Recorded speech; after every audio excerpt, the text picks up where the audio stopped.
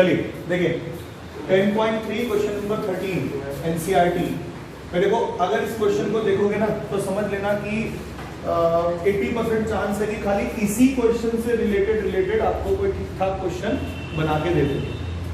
ये क्वेश्चन अपने आप में एक सिंगल क्वेश्चन नहीं है, एक टाइप ऑफ क्वेश्चंस का सीरीज है। एक तरह से देखो जरा ध्यान से कैसे ए बी सी यहाँ पर हिडन दे रखा है कि कैसे वेक्टर है,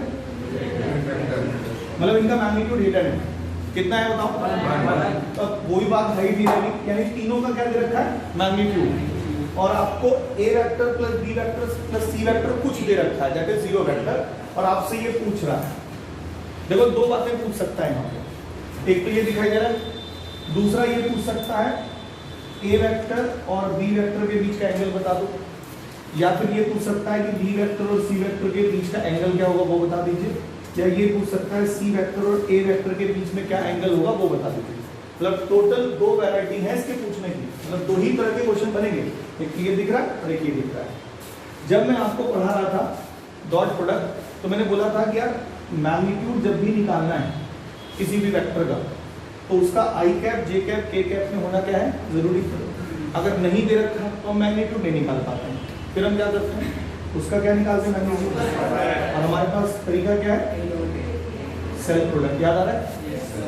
अगर मुझे a प्लस बी वेक्टर के मैग्नीट्यूड को निकालना है तो आप समझ गए ना मेरी बात कि भाई क्या है ये a plus B vector dot product of a plus B vector. अब इसका जरा डॉट प्रोडक्ट करना, you will get a dot a plus a dot b plus b dot sorry हाँ b dot c b dot a and then b dot c।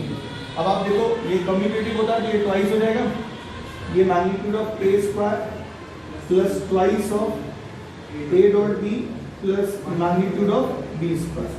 अब please सुनिएगा ध्यान से, अगर a डॉट b चाहिए कभी, सही है, और आपको magnitude of a magnitude of b पता है तो भाई साहब ये लिख लेना कि मुझे इस पर जाना ही पड़ेगा अगर आई कैप जे कैप के कैप नहीं दे रहा। क्लियर हो रही बात, ये बात दिमाग में बिठा लो कि सर इस पे जाना पड़ेगा। इन द सिमिलर सेंस अगर बेटा ये दे रखा है A vector plus B vector plus C vector, इसके मैग्नीट्यूड का स्क्वायर अगर मैं लिखें तो क्या लिखेंगे बताओ जरा। A vector plus B vector plus C vector dot product of, जरा ध्यान देना, A vector plus B vector plus C vector dot product of, ठीक है यहाँ पे समझ डॉट प्रोडक्ट करो, A vector dot A vector, A vector dot B vector, A vector dot C vector, और इसमें अगले वाले में क्या है बेटा B dot A, B dot B, B dot C, अगले वाले में C dot A, C dot B and then C dot C. अगर आप इसको देखो तो क्या आएगा सॉल्व होके, मैंने इसको ले लिया पहले फिर इसको उठाया, बोलो कितना लिखेंगे मैग्नीट्यूड ऑफ बी का स्क्वायर, और फिर इसको ले लिया, ठीक है। अच्छा उसके बाद अगर आप देखो तो ए डॉट बी और बी डॉट ए ये तो कम्यूटेटिव होता है, तो इसका मतलब दोनों बराबर है तो क्या लिखा है twice of A dot B. अच्छा ऐसे ही ये बी डॉट सी और सी डॉट बी ये भी कम्यूटेटिव है तो twice of B dot C कह सकते हैं, और ऐसे ही सी डॉट ए और ए डॉट सी ये twice of C dot A कह सकता हूँ, तो टू कॉमन ले लेता हूँ और ये देखो आ जाएगा A dot B plus B dot C plus C dot A. यानी एक बार रट लो दिमाग में, कभी भी अगर आपसे ये चीज पूछ रहा है तो आपका दिमाग जाएगा कि भाई साहब मुझे ये निकालना है। बात समझ आ रहा है? Yes sir. अब मैं बात करूँ कि ठीक है सर वो बात तो आप कह रहे हो कि भाई ये वाली चीज पूछता है तो हम इस पर जाते हैं, वो जो एंगल वाली बात कर रहे थे सर वो बताओ है ना, एंगल वाली बात क्या थी। अगर यहाँ पूछ रहे कि angle between A and B निकालना है, angle between A and B कब निकलेगा बोलो। आप कहेंगे सर मान लो थीटा एंगल है, angle between A vector and B vector, मान लेते हैं let theta be be angle between A vector and B vector. मान लिया। अगर मैंने थीटा एंगल मान लिया है तो बताओ cos थीटा कितना होगा?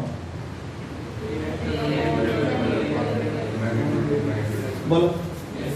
अगर मैं पहले बोल रहा हूँ कि जो भी क्वेश्चन होगा उसमें मैग्नीट्यूड दिया हुआ है, टेंशन नहीं, खाली क्या निकालना है? डॉट। और किसका डॉट प्रोडक्ट? ए और बी का, ए वेक्टर और बी वेक्टर का डॉट प्रोडक्ट निकालना है।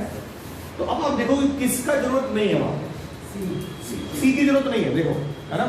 तो यहाँ पर जो A vector plus B vector plus C vector equal to 0 vector दे रखा है, आप सी को किधर करिए? Right side. और सी को बेटा अगर मैंने राइट साइड किया, आई थिंक मैंने एक बार पहले ये बात डिस्कस करी हुई है आपसे, ऐसे लिख सकते हैं माइनस सी। बोले अगर ये दोनों बराबर है ना, ये बताओ कि ए डॉट बी मिलेगा कैसे?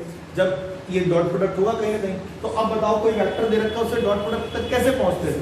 उसके मैग्नीट्यूड के स्क्वायर से नहीं। तो इसका मैग्नीट्यूड और इसका मैग्नीट्यूड बराबर होगा, उसका स्क्वायर भी बराबर होगा। Yes sir no?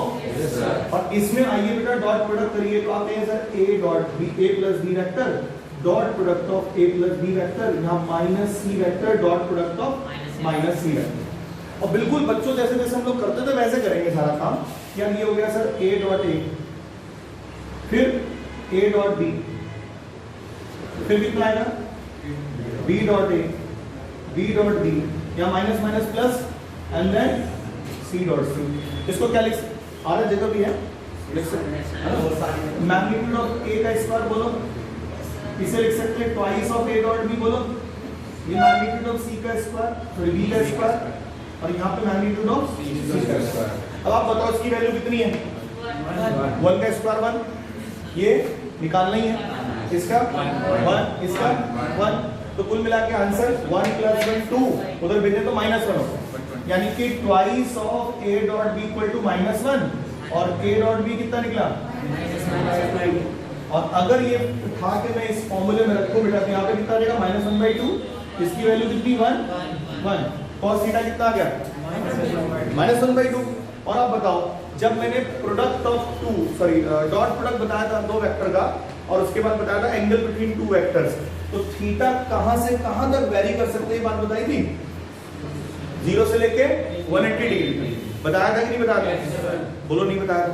बताया था 0 से लेके 180। तो या तो ये फर्स्ट क्वाड्रेंट में होगा या सेकंड में। अब अगर cos हमारा प्लस होता तो किस क्वाड्रेंट में होता? प्लस फर्स्ट में। और यहाँ पर माइनस है तो कौन सा क्वाड्रेंट होगा? सेकंड। सेकंड क्वाड्रेंट में कोई भी एंगल हम लोग क्या लिखते हैं? Pi minus theta. याद नहीं आता? Pi minus theta. और थीटा इसके मैग्नीट्यूड से निकाल लो, 1/2 का भी होता है 60 डिग्री, पाई माइनस 60 यानी कितना? 180 माइनस 60। थीटा कितना हो जाएगा? अरे बोलो 120 डिग्री या फिर 2 पाई। अच्छा ये ज्यादातर बच्चों को रटा भी रहता है cos थीटा इज -1/2। ज्यादातर भी अब तुम लोग जेईई का एग्जाम देने जा रहे हो और इतनी बात नहीं पता तो फिर तो बेकार है। पता है सबको? तो एंगल निकालने की बात समझ में आ गई? ठीक है, अभी क्वेश्चन आएगा, हम लोग डिस्कस करेंगे। क्वेश्चन मैंने दिया हुआ, अभी लिखना कुछ नहीं है आपको, सिर्फ और सिर्फ दिमाग में भरना है अभी जो भी बात बोल रहा हूँ। अब मैं अपने क्वेश्चन पे आता हूँ। ठीक है सर, आपने जो बताया कि अगर मुझे ए डॉट बी फिर प्लस बी डॉट सी और फिर सी डॉट ए निकालना है अगर, तो ऑब्वियस सी बात है मुझे क्या करना पड़ेगा भाई? A vector plus B vector plus C vector के मैग्नीट्यूड के स्क्वायर पे जाना है सबसे पहले। तो स्क्वायर पे जाने से पहले A vector plus B vector plus C vector पे जाना पड़ेगा, और वो दे रखा है। बोलिए यस सर नो? तो पहले ना आप हमेशा वो चीजें लिख लो जो गिवन है क्वेश्चन के अंदर, वो सारी चीजें लिख लीजिए जो गिवन है। तो आप कहेंगे सर इस क्वेश्चन में एक तो magnitude of A, magnitude of B और मैग्नीट्यूड ऑफ सी तीनों ही 1 के बराबर दे रखे। बोलो हाँ या ना? और साथ के साथ A vector plus B vector plus C vector equal to 0 vector दे रखा है। बोलिए यस सर नो? अब कितने लोग एग्री कर रहे हैं कि सर अब आपको करना कुछ नहीं है, जो दे रखा है ना उसी पे मॉडुलस मारो और स्क्वायर कर दो और डॉट प्रोडक्ट करके फॉर्मूला लगा दो, अपने आप ये आ जाए। एग्री? तो कर देते हैं इसका काम। a प्लस बी प्लस सी का मैग्नीट्यूड का स्क्वायर 0 वेक्टर के मैग्नीट्यूड का स्क्वायर। बोलो यहाँ पे फॉर्मूला मार देते हैं, इसका मैग्नीट्यूड बताइए। 0 वेक्टर का मैग्नीट्यूड कितना? 0 और उसका स्क्वायर। तो इधर कितना हो गया? a vector plus b vector plus c vector dot product of a vector plus b vector plus c vector. अरे बोलो, और इधर कितना? 0। अभी थोड़ी देर पहले किया था, जरा करो ट्राई।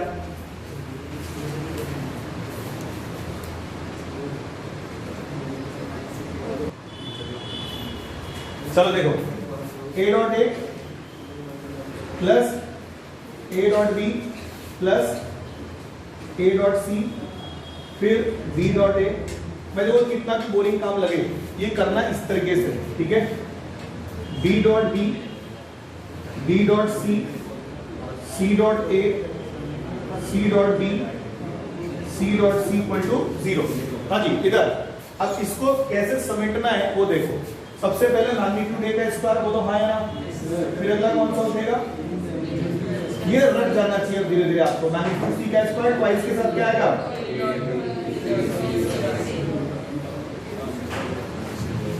और अब आप मेरी बात ध्यान में सुनिएगा, जो भी इस क्वांटिटी का आंसर आता है वो हमेशा माइनस में आता है। अब काफी बच्चों को सर माइनस में कैसे आ सकता है, वेक्टर का माइनस में कैसे? अरे ये वेक्टर नहीं है, these are scalar quantities. A dot B क्या है, स्केलर क्वांटिटी है। बी डॉट सी भी एक स्केलर क्वांटिटी है। सी डॉट ए भी स्केलर क्वांटिटी है। ये नेगेटिव भी हो सकता है, पॉजिटिव भी हो सकता है और जीरो भी हो सकता है। लेकिन इसका आंसर हमेशा कैसा आएगा, नेगेटिव। और कितना आएगा ये भी सुन लो, इधर देखो। ए का मैग्नीट्यूड जितना है, बी का मैग्नीट्यूड जितना है, सी का मैग्नीट्यूड जितना है, उनके स्क्वायर्स का जो सम होगा माइनस उतना divide by 0। This will be your answer of this quantity always. Divide by 2, sorry not 0, divide by. सुन लो, इस क्वांटिटी का आंसर हमेशा कितना आता है, मैग्नीट्यूड ऑफ ए वेक्टर का square plus magnitude of B vector का square plus magnitude of C vector का square minus of that thing divide by 2।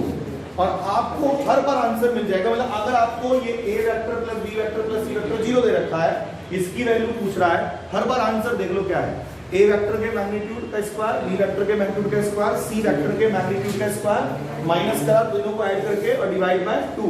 Her bar answer same मिलेगा। कैसे देखो, मैं क्यों इतना उछल रहा हूँ, उछल के बोल रहा हूँ, ये देखो सीधा इसका स्क्वायर तीनों जोड़ के इधर भेजोगे तो क्या हो जाएगा, तो यहाँ पे क्या आएगा 1 का स्क्वायर, फिर 1 का स्क्वायर, फिर 1 का स्क्वायर, फिर ट्वाइस ऑफ। इसको कितना लिख सकते हैं, A dot B, B dot C plus C dot A equal to कितना है 0। हमें तो निकालना है A dot B plus B dot C plus C dot A, कितना आएगा, ये सबको समझ में आ गई बात? नोट कर लीजिए जल्दी से। चलो अब देखो जरा ऐसे, question number 14। If either A vector और बी वेक्टर आर 0 वेक्टर्स, है ना, ऐसा बोला हो तो ये हमेशा ट्रू होगा। इधर से इधर चले, लेफ्ट टू राइट, कि अगर ये वेक्टर 0 हो जाए या ये वेक्टर 0 हो जाए तो ये हमेशा 0 होगा। बोलो हाँ या ना?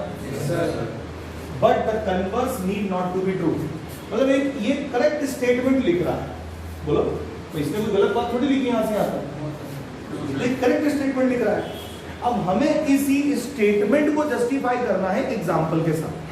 तो पहले हम इससे एग्री करेंगे कि भाई तुम सही कह रहे हो, पहले हम वो बात कह देंगे कि भाई तुम सही कह रहे हो बस। अब वो कह रहा है कि आप जो बात बोल रहे हो, मेरे को सपोर्ट कर रहे हो जिस बात में, उस बात को सपोर्ट करने के लिए आप एग्जाम्पल दो, ठीक है।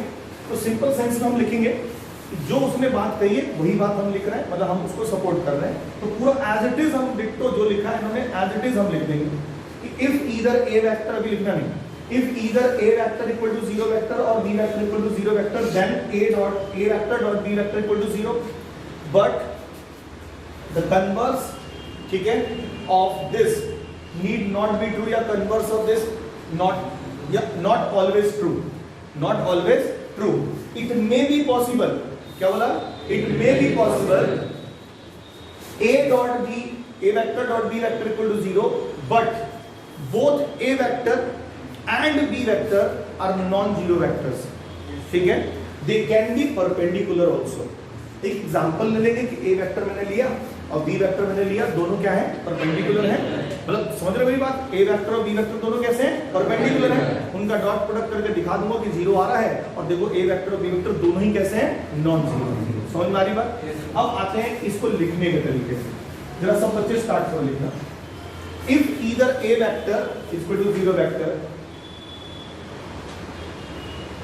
if either a vector equal to 0 vector or b vector equal to 0 vector, then a vector dot b vector equal to 0, but the converse of this not always true, but converse of this not always true.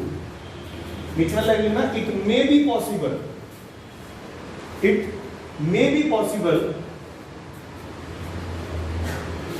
a vector dot b vector equal to 0,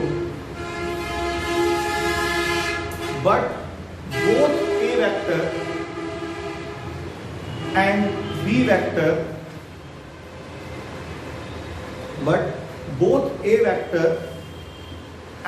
vector are non-zero.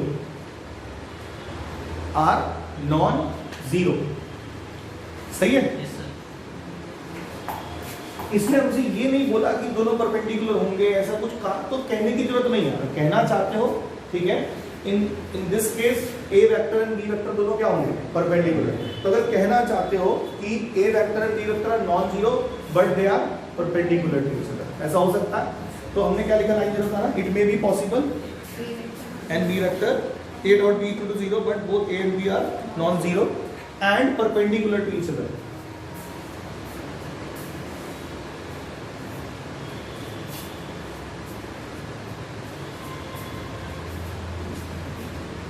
या हमने ना एक second, एक छोटा सा चीज ना मुझे लग रहा है चेंज कर लो जरा इसमें। It may be possible this and this, हाँ सही है, परपेंडिकुलर टू ईच अदर लिख लिया ना सर। इसके नीचे लिखो फॉर एग्जांपल अब ए वेक्टर और बी वेक्टर, आप कोई भी एक ऐसा एग्जांपल ले लो जिनका डॉट प्रोडक्ट करो तो क्या आना चाहिए? 0। अरे बोलो हाँ है ना? अब आप देखें जरा कि कभी भी दो वेक्टर बेटा ऐसे लेने हैं जो हमेशा परपेंडिकुलर होंगे, तो आपके लिए मैं कुछ चीजें बता रहा हूं, ध्यान से सुनो। ऐसा मान सकते हैं कि भाई ये हमारा एक्स वाई प्लेन, मान लीजिए एक्स वाई प्लेन, ये कौन सी एक्सिस हो जाएगी? अच्छा, मैं अगर कोई भी वेक्टर एक्स वाई प्लेन में, देखो ऐसे भी कर सकते थे कि मैं एक वेक्टर ले लूंगा एक्स एक्सिस की डायरेक्शन में, समथिंग आई क्या बोलो, और एक ले लेता हूं वाई एक्सिस की डायरेक्शन में समथिंग जे क्या है। तो दोनों का डॉट प्रोडक्ट हमेशा कितना है? 0। उनके बीच का एंगल क्या है? 90। बोलो हाँ या ना?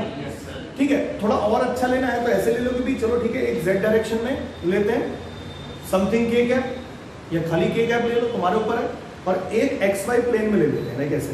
देखो एक्स वाई प्लेन में कोई भी वेक्टर लोगे तो क्या लिखोगे बताओ? Something I cap plus something J cap. आप आई कैप प्लस जे कैप भी लिख सकते हो। इसका जब इनिशियल पॉइंट उठा के जेड एक्सिस के इनिशियल पॉइंट पे रखोगे, बोलो कितना एंगल बनेगा? देखो 90 बन रहा नहीं बन रहा है? तो कभी भी अगर दो वेक्टर लेने हैं तो एक तो यार सबसे बेस्ट तरीका है कि आप आई कैप और जे कैप डायरेक्शन में ले लो सीधा सीधा, या फिर प्लेन लेना है, थोड़ा दिखाना है, शो करना है तो लो आई कैप प्लस जे कैप, बोलो वेक्टर सही लिखा है। और यहाँ पे बेटा कोई और वेक्टर ले लो के कैप, और डॉट प्रोडक्ट सही से बताना कितना आएगा, आप कहेंगे 0। ठीक है, काम करना। हेंस वेरीफाइड, या फिर जो भी हमने स्टेटमेंट का जस्टिफाई करना था हमने जस्टिफाई कर दिया। समझ में आ रहा है कि नहीं आ रहा है? करो जल्दी से।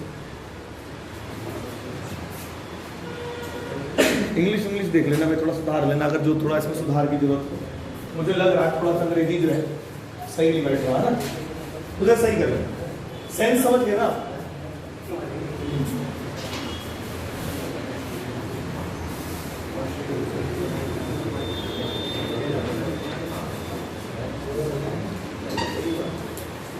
हटा दो उसे।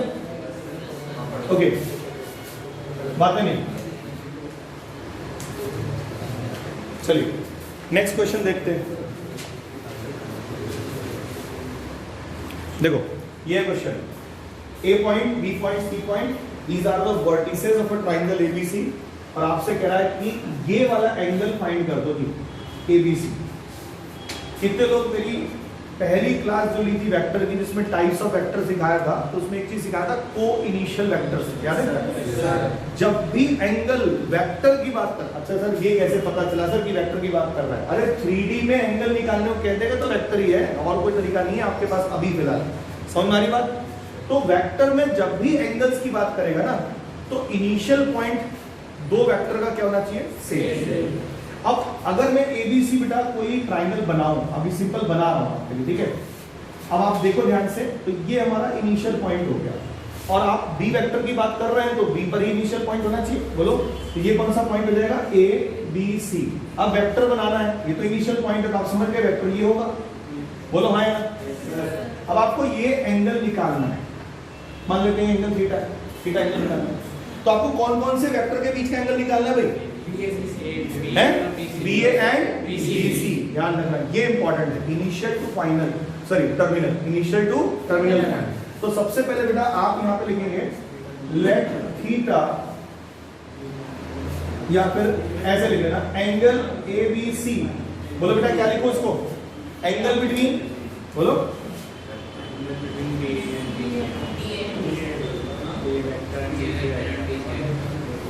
सबसे पहले बी ए लिखो, ठीक है। और इसमें बहुत बच्चे गलती करते हैं, इसीलिए मैं पूछ लेता हूं कि बी ए वेक्टर क्या है, आप बताओ। हाँ, बस यही गलती होती है। ये बी ए वेक्टर है, तो ए वाले में से बी वाले का डेटा घटा के तब आई कैप जे कैप के कैप रखना है, क्योंकि हमें तो आदत पड़ी है ए बी वेक्टर निकालने, हमें तो पूरे दिमाग में आदत पड़ी है, तो खटाक से करते हैं देखो ऐसा -2 आई कैप -2j, वो गलत हो जाएगा वहीं पे। अरे क्या लिखा है यहाँ पे? तो पहले ए वाला डेटा और उसमें से बी वाला घटा के तब आई कैप, फिर जे कैप, फिर के कैप। समझ में आ रही बात, कहाँ गलती हो सकती है? तो ये ध्यान रखना। कितना लिखेंगे बताओ? 2 I cap plus 2j cap plus 3k cap. अरे भाई क्लियर?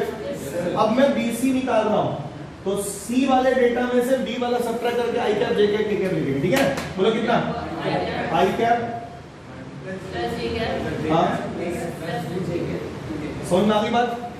मान लेते हैं यही तो निकालना है, इनके बीच का एंगल निकालना है। मान लेते हैं थीटा इनके बीच का एंगल है। Let theta be the angle between BA vector and BC vector. Therefore बोलिए क्या फॉर्मूला लगेगा बच्चों? cos theta BA vector dot BC vector upon BA का मैग्नीट्यूड इनटू नीचे स्पेस है तो चलो जाओ देखो cos theta, बोलिए डॉट प्रोडक्ट सबको आता है? बोलो भाई फटाफट। 2 प्लस 2 प्लस 6 अंडर रूट बताइए, 2 का स्क्वायर 3 का square 4 plus 4 plus 9 under root 1 square 1 square 1 फिर से 1 प्लस 1 प्लस 4। अरे बोलो cos थीटा कितना बेटा? 10 अपॉन अंडर रूट कितना? 17 और 6 टेबल आता है कितना है? 102। और हमें तो cos थीटा नहीं निकालना, गलती मत कर देना। हमें क्या निकालना है? तो थीटा कितना आएगा?